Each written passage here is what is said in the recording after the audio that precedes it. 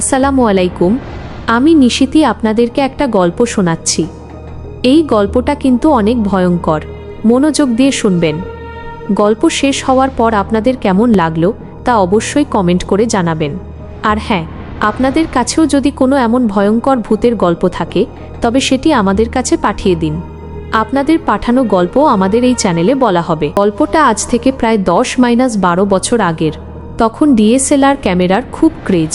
3 বন্ধু আকাশ, রনি আর সজল শহর থেকে দূরে একটা পুরনো জমিদার বাড়ির আশেপাশে গিয়েছিল ফানি সব ছবি আর ভিডিও শ্যুট করতে। দিনভর হাসি ঠাট্টা আর ছবি তোলার নেশায় তারা খেয়ালই করেনি কখন সূর্য ডুবে অন্ধকার ঘনিয়ে এসেছে। বাড়ি ফেরার জন্য তাদের একমাত্র পথ ছিল গ্রামের সেই নির্জন মেঠো রাস্তা, যার দুই পাশে ঘন বাঁশঝাড় আর মাঝখানে একটা পুরনো শ্মশান ঘাট। মাঝরাতের সেই বিভীষিকা। শহরমুখী শেষ বাসটা ধরতে হলে তাদের ঠিক রাত 12টার মধ্যে বড় রাস্তায় পৌঁছাতে হবে। হাতে টর্চ বলতে শুধু ফোনের ফ্ল্যাশলাইট।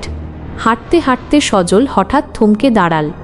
সজল, দোস্ত, সামনে ওটা কি? রাস্তার মাঝখানে সাদা মতো কিছু একটা পড়ে আছে না? রানী, আরেহ ধুর, কুয়াশা হবে হয়তো। চল তো দ্রুত। কিন্তু যত সামনে এগোলো 3 বন্ধুর গায়ের রক্ত হিম হয়ে এল। রাস্তার ঠিক মাঝখানে আড়াআড়িভাবে শোয়ানো রয়েছে একটা সাদা কাফনে মোড়ানো লাশ। সাদা কাপড়টা একদম ধবধবে, কিন্তু চারপাশটা কুচকুচে অন্ধকার। ক্যামেরার লেন্স যখন সত্যিটা দেখাল, আকাশের কাঁধে তখনও ডিএসএলআর ঝোলানো। সে ভয়ে ভয়ে বলল, মানুষ কি রাস্তার মাঝখানে লাশ ফেলে রেখে যায়? চল পাশ কাটিয়ে চলে যাই।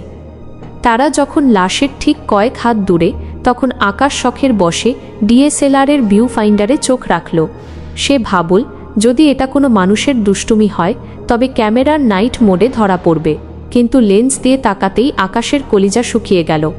ক্যামেরার স্ক্রিনে সে দেখল রাস্তার ওপর কোনো লাশ নেই। সেখানে শুয়ে আছে বিভৎস এক নারী, যার মুখটা পুড়ে কয়লা হয়ে গেছে, আর সে অপলক দৃষ্টিতে তাদের দিকে তাকিয়ে হাসছে। অথচ ক্যামেরা সরালেই দেখা যাচ্ছে শান্ত এক সাদা কাফনের লাশ। সেই শেষ দৌড়।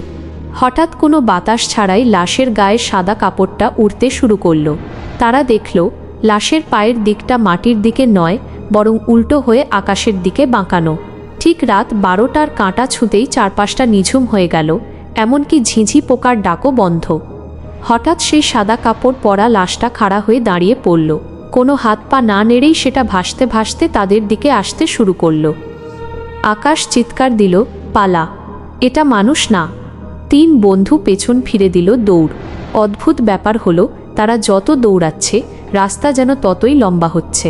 পেছনে ফিরে তাকাতেই দেখল সেই সাদা অবয়বটা ঠিক তাদের ঘাড়ের কাছে নিঃশ্বাস ফেলছে। পরদিন সকালে গ্রামের লোকজন 3 জনকে রাস্তার ধারে অচেতন অবস্থায় পড়ে থাকতে দেখে। আকাশের সেই দামি ডিএসএলআর ক্যামেরাটা চুরমার হয়ে পাশে পড়েছিল। জ্ঞান ফেরার পর তারা আর কোনোদিন ওই পথে পা বাড়ায়নি, আর মজার ছবি তোলার শখ তাদের চিরতরে মিটে গিয়েছিল।